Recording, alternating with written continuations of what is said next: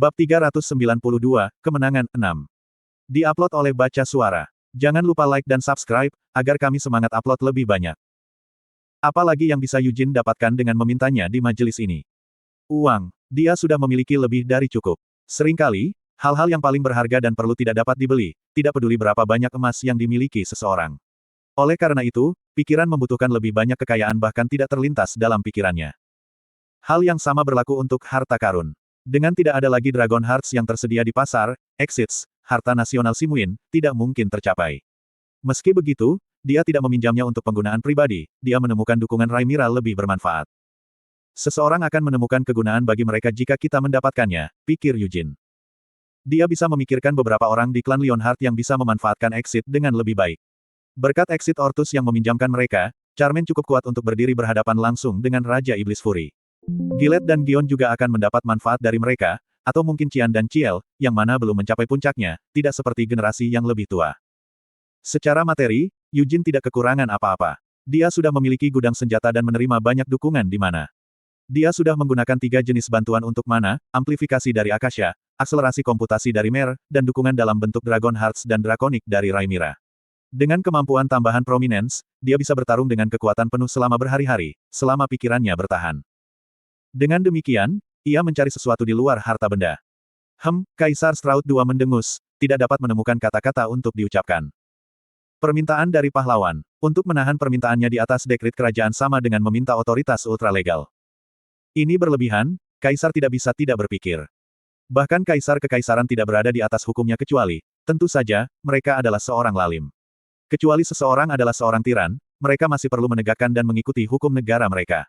Namun, jika diperlukan, ia dapat melewati hambatan hukum dan prosedural dengan memohon dekrit kekaisarannya. Bahkan jika dia adalah pahlawan, untuk memberikan hak istimewa seperti itu kepada seorang individu akan. Tentu saja, itu adalah pernyataan yang meremehkan untuk melabeli Eugene Lionheart sebagai individu yang sederhana. Namun meski begitu, memberikan hak istimewa seperti itu terlalu banyak, bukan? Eugene, misalkan Anda meminta dukungan saat bersiap menghadapi Raja Iblis atau musuh dengan kaliber yang sama. Dalam hal ini, saya akan memprioritaskan permintaan Anda di atas segalanya, Kaisar Strahd II menyatakan. Eugene tidak akan memukul atau menamparnya di depan semua orang di sini, kan? Kaisar melanjutkan sambil melihat ekspresi Eugene kusut secara real-time, tentu saja. Bahkan jika itu mungkin tidak berhubungan dengan memobilisasi pasukan kami, jika permintaan Anda masuk akal dan perlu. Saya terbuka untuk memberikannya, tapi untuk melewatkan langsung karena harus meminta. Yuras tidak keberatan, Paus Aurius menyela sebelum Kaisar bisa menyelesaikannya. Oh, pahlawan cahaya. Kalian adalah perwujudan cahaya ilahi di bumi ini, wakil dari cahaya. Jika Anda memberi perintah, hamba yang rendah hati ini akan dengan senang hati mematuhi tanpa keberatan, katanya dengan sungguh-sungguh. Apakah lelaki tua itu benar-benar kehilangan akal sehatnya? Apakah dia benar-benar membuat proklamasi seperti itu, bukan secara pribadi, tetapi dalam pertemuan yang dipenuhi begitu banyak orang? Kaisar Strahd II ternganga pada Paus karena tidak percaya. Ini seharusnya membuatmu terikat, bocah muda, pikir Paus sambil melemparkan senyum baik hati pada Kaisar. Imannya pada cahaya dan pahlawan adalah asli. Jika Eugenius menginginkannya, Paus akan dengan tulus mempersembahkan semua Yuras. Namun, daripada hanya melibatkan Yuras, akan lebih baik jika Kekaisaran Kil dan negara-negara lain dengan kekuatan yang sama dibuat untuk menari mengikuti irama Eugene juga. Jika perlu, Ruher juga akan menjanjikan dukungannya, Aman menyatakan setelah merenung sejenak. Sepertinya tidak ada alasan baginya untuk tidak berjanji. Aman menerima permintaan Eugene dengan anggun hampir biasa. Meskipun otoritas yang dicari Eugenius melampaui otoritas seorang raja, apakah dia akan menyalahgunakannya untuk membersihkan dosa-dosanya setelah melakukan kejahatan di Yuras? Apakah dia akan mengumpulkan pasukan untuk pemberontakan? Tidak ada alasan untuk tidak mengabulkan permintaan teman, kata Ivatar sambil tertawa. Menyaksikan peristiwa itu terjadi, Daindolf juga mengangguk setuju, Arod akan melakukan hal yang sama. Wajah Kaisar Strahd yang kedua berkerut dalam ketidaksenangan yang jelas. Yuras adalah kerajaan orang gila yang memegang iman mereka di atas hukumnya. Ruher telah membuktikan kekuatan pendiri Brave King mereka, dan tidak peduli seberapa gagah berani Eugene, dia tidak akan berani menantang Brave Molon, bukan? Jadi, bagaimana dengan kalian berdua? Kaisar berpikir, frustrasi terlihat jelas di matanya. Arod benar-benar berani. Arod adalah monarki simbolis di mana pemerintahan nyata terletak pada parlemen. Jadi, kemiripan dekrit kerajaan apa yang bisa datang dari sana, selain memilih flora Taman Abram? Dan kemudian ada penduduk asli dari hutan besar. Hukum apa yang bahkan mungkin ada di hutan terpencil itu? Apakah pemimpin suku belaka menganggap dirinya memiliki otoritas yang sama dengan seorang kaisar?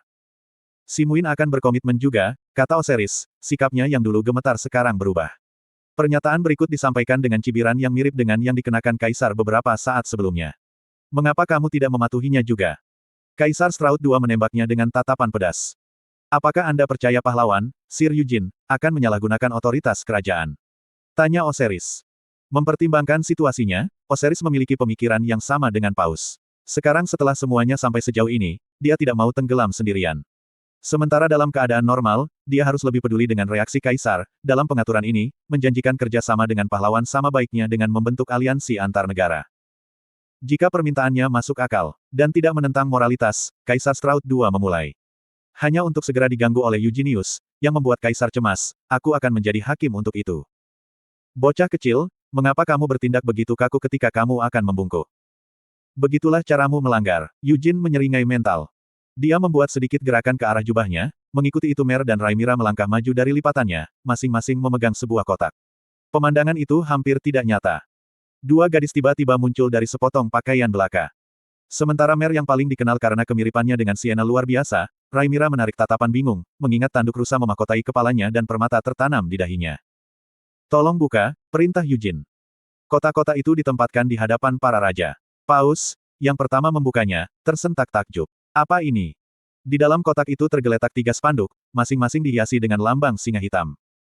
Bukankah lebih nyaman bagi kita berdua?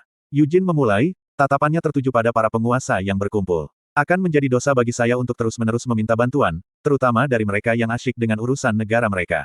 Menggunakan spanduk ini sebagai simbol janji kami akan lebih efisien. Memang, dia berusaha untuk memotong gagasan meminta. Kaisar membuka kotak di depannya, masih memasang ekspresi tidak percaya. Di dalamnya tergeletak 6 spanduk. Itu benar-benar permintaan yang berani untuk memiliki ini ditunjuk sebagai segel kekaisaran. Sambil menghela nafas dalam-dalam, Kaisar menggenggam salah satu spanduk. Baiklah. Eugene merasakan sedikit kepuasan. Dia telah menugaskan spanduk-spanduk ini ke Gondor, memprediksi mereka mungkin berguna dalam pertemuan dengan para penguasa benua. Dia senang dia telah mempersiapkan sebelumnya. Sekarang, segalanya akan jauh lebih mudah kemanapun aku berkelana, renung Eugene. Dengan hanya sekilas spanduk ini, dia bisa menghapus catatan penggunaan Warp Gate di Kill. Dia bahkan bisa menggunakan intelijen kekaisaran alih-alih serikat informasi atau memanggil mata-mata yang tersembunyi di negara lain jika perlu.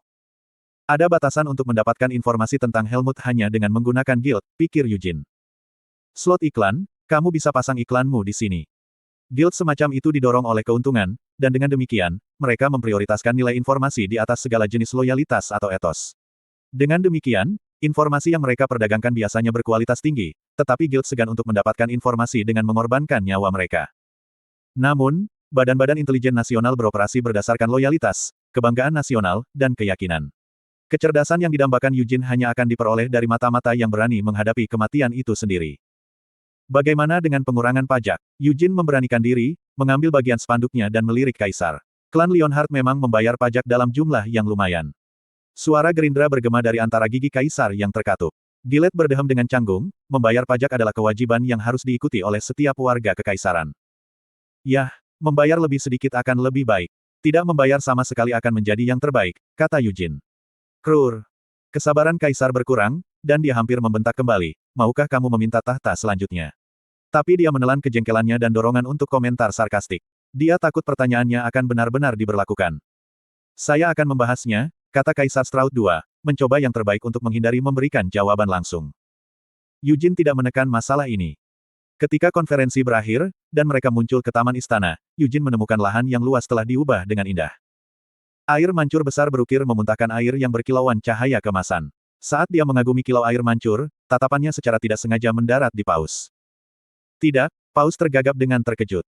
Sebagai tanggapan, Eugene bergumam dengan mata tertuju pada air yang mengalir, Fountain of Light. Paus memutuskan untuk tetap diam. Aduh, apa-apaan ini? Eugene mengutuk. Latar belakang air mancur yang indah memamerkan Platinum Lion yang megah.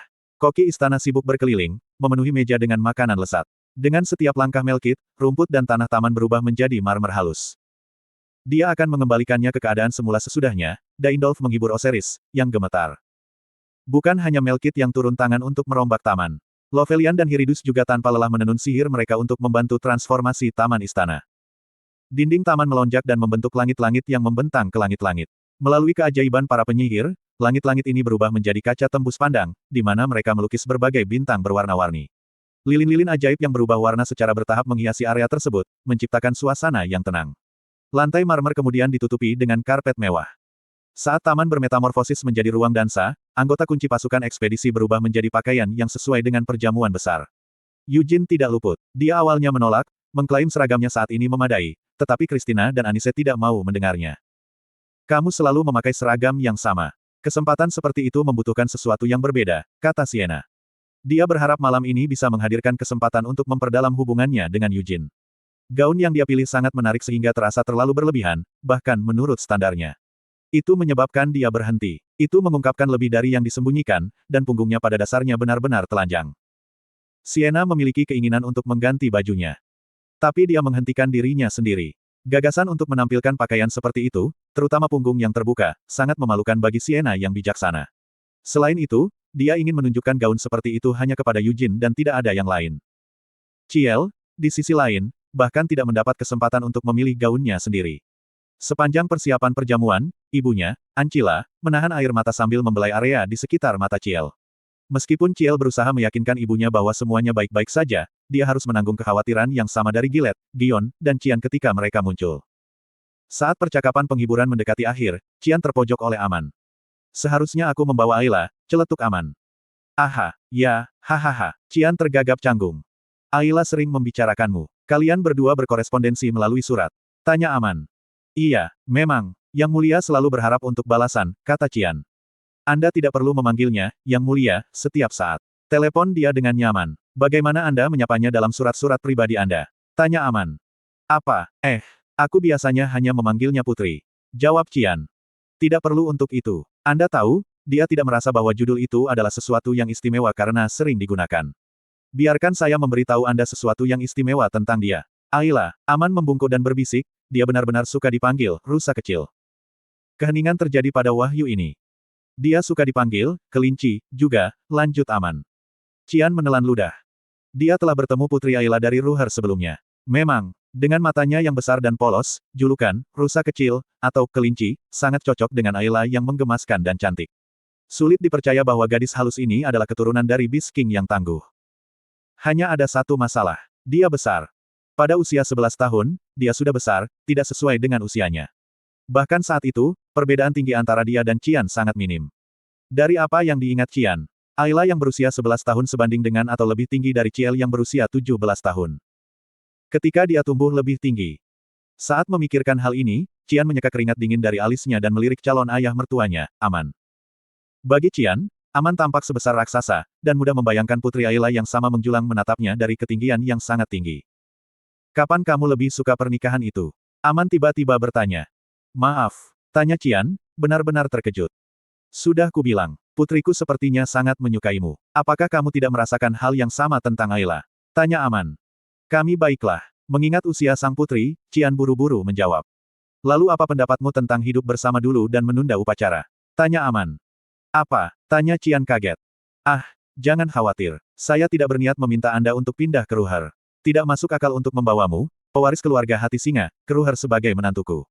Bagaimana perasaanmu tentang aku mengirim Ayla ke perkebunan Leonhardt sebagai gantinya? Tanya Aman. Wajah Qian berubah tampak pucat. Itu bukan untuk saya putuskan. Kita harus menghormati keinginan Putri Ayla, jawabnya, buru-buru memikirkan alasan untuk menolak lamaran itu. Hahaha, menantu laki-laki saya, apakah Anda menganggap saya sebagai ayah yang tidak berperasaan yang mengabaikan keinginan putri kesayangan saya? Saya mengatakan ini karena yang saya dengar hanyalah, Qian ini, Qian itu. Dia tidak bisa berhenti membicarakanmu. Aman berseru keras. Apa yang Putri Ayla lihat dalam diriku? Qian bertanya-tanya. Dia benar-benar tidak dapat memahami alasan kegilaan ini. Sampai persiapan perjamuan selesai, Qian harus menahan bualan tanpa henti Aman tentang Putri Ayla. Sementara Sienna diam-diam beralih ke gaun yang lebih halus, dia merasakan campuran penyesalan dan kelegaan saat melihat gaun berpotongan dalam melkit, mengungkapkan tidak hanya bagian belakang tetapi juga terjun ke dadanya. Ciel mengenakan gaun putih murni yang sesuai dengan julukannya, mawar putih, sementara Eugenius dipaksa mengenakan tuxedo yang menyesakkan oleh para orang suci. Ironisnya, para orang suci ini tidak mengganti pakaian imam mereka. Kenapa kamu tidak berubah? Eugene menantang. Hamel, pernahkah kau melihatku memakai sesuatu selain ini bahkan 300 tahun yang lalu saat pesta dansa? Balas Anise. Eugene tidak bisa menerobos alasan yang tampaknya dipersiapkan dengan baik. Ballroom sudah siap, pakaian telah diganti, dan suasananya hidup. Namun, perayaan belum bisa dimulai. Kejutan. Seolah-olah mereka telah menunggu saat yang tepat, seorang tamu tak diundang muncul ke tempat kejadian.